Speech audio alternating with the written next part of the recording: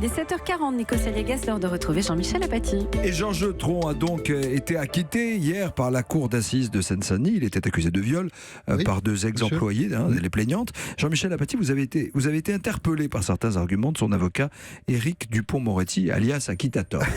Alors, précision, on ne va pas refaire le procès de Georges Tron, il est acquitté, et ça, évidemment, on n'en parle pas, mais certains arguments employés dans sa plaidoirie par Éric Dupond-Moretti méritent de retenir l'attention, parce qu'il dévoile la vision du monde qu'a Éric Dupond-Moretti, et c'est cette vision du monde qui nous intéresse ce matin. Lors de sa plaidoirie, Éric Dupond-Moretti s'adresse à l'association féministe qui est partie civile aux côtés des deux accusatrices de Georges Tron, et il s'adresse à elle en ces termes. C'est bien, dit-il, Éric Dupond-Moretti, que la parole des femmes se libère, mais vous préparez un curieux mode de vie aux générations futures. Alors, quand on dit c'est bien, mais c'est qu'en fait on n'aime pas du tout, et visiblement Éric Dupond-Moretti n'aime pas vraiment que la parole des femmes se libère, et alors il se tourne vers les jurés, puisque nous étions dans une cour d'assises, et là il précise sa pensée en posant une question que je vous restitue. Si votre fils touche le genou d'une copine dans sa voiture, est-ce que c'est une agression sexuelle ? Eh bien,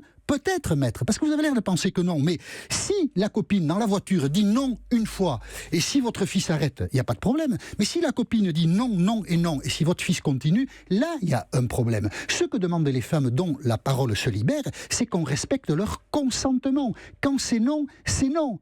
Et confronté à ça, Éric Dupond-Moretti dit « Ah ben, on prépare un curieux mode de vie aux générations futures. » Il est quand même curieux, cet avocat. Et évoquant toujours le consentement à un autre endroit de sa plaidoirie, il a dit ceci: à 30 ans, une femme n'est pas une potiche incapable de dire non à un homme qui prend son pied, puisque Georges Tron, c'était son truc, mais c'était un peu curieux, prenait le pied des femmes pour les caresser. Très bien.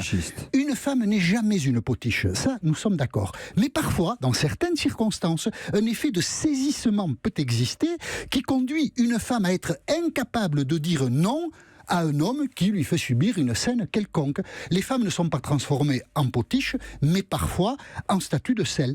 Dans un monde ancien, est-ce que Éric Dupond-Moretti regrette ce monde ? Il y avait une loi non écrite. Le désir des hommes était plus fort que le consentement des femmes. Mais sachez-le, maître, ce monde est en train de disparaître, et c'est une bonne chose. Jean-Michel Apathy, tous les jours à 7h40 sur Europe 1, c'est son point de vue, son coup de gueule aussi parfois.